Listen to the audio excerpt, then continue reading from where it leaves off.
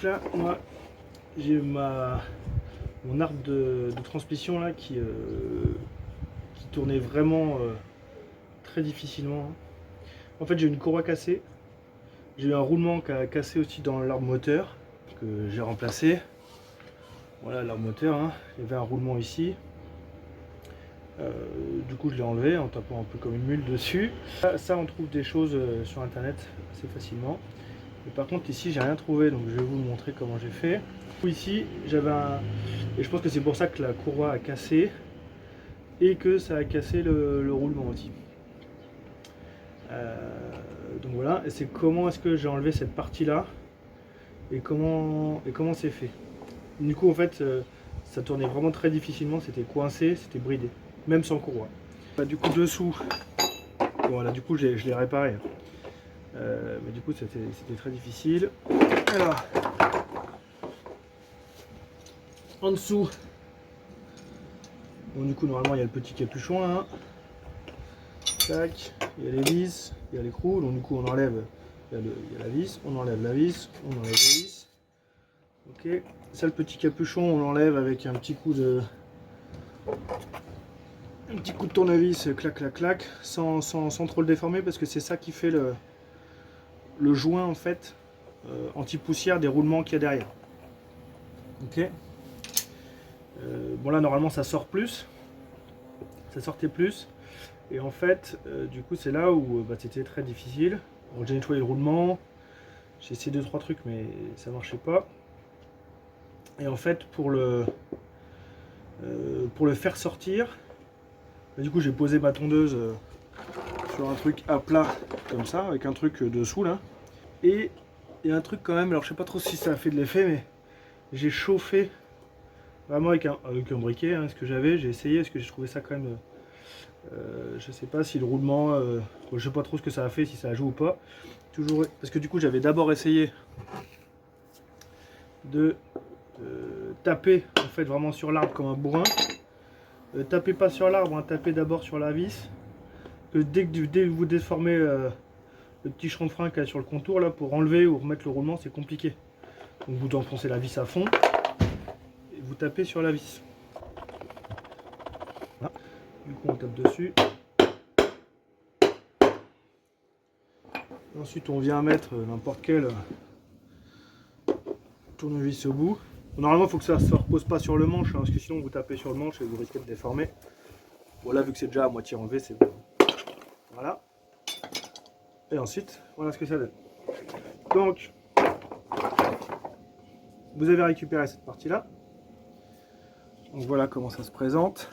Donc il y a un roulement ici, et le roulement est nickel hein, pour moi. Roulement nickel. Mais ça peut être aussi à changer éventuellement. Ça existe en pièces détachées tout entier ça, avec le roulement monté dessus. Et notamment moi je me pose la question de savoir si je vais pas le changer parce que je sais pas si on voit bien là. Mais en gros la dent elle est complètement mangée. Là on le voit, hein, ça fait vraiment des encoches dans les dents prévues là.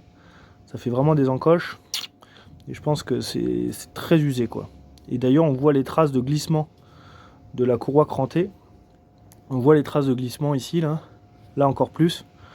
Du coup je me demande si je vais pas la changer. Et là même quand on passe le doigt on sent que c'est pas lisse. Alors que normalement ça devrait l'être. Il y a juste une dent tous les je sais pas quoi. Tous les quelques centimètres.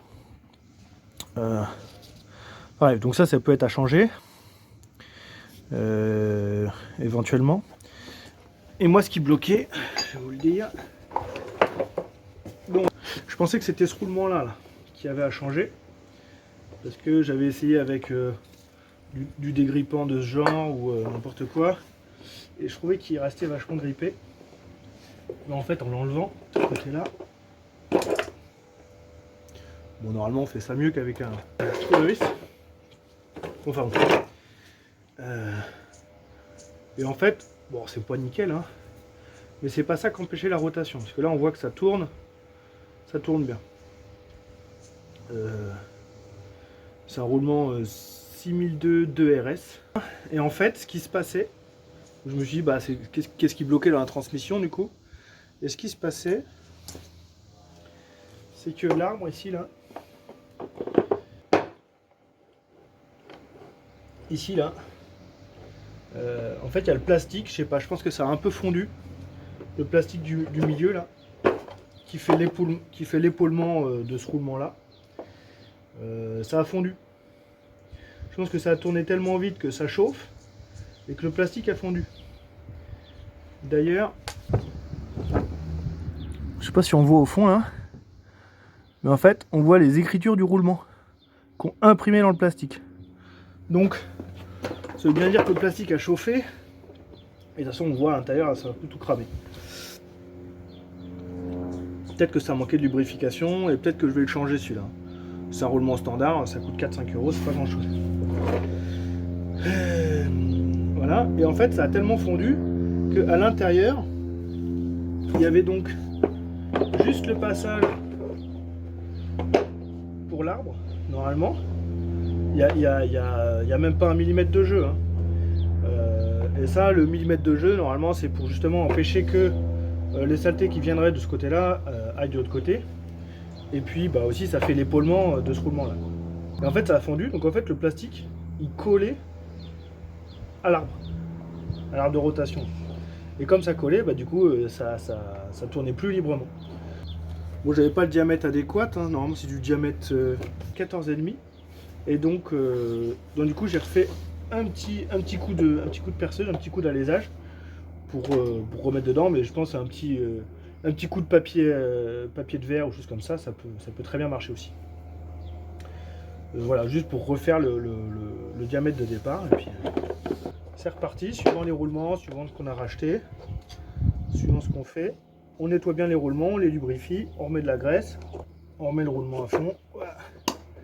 Voilà, là on vient un peu taper de l'autre côté pour que l'arbre sorte bien et que ça aille dans son logement de cette manière.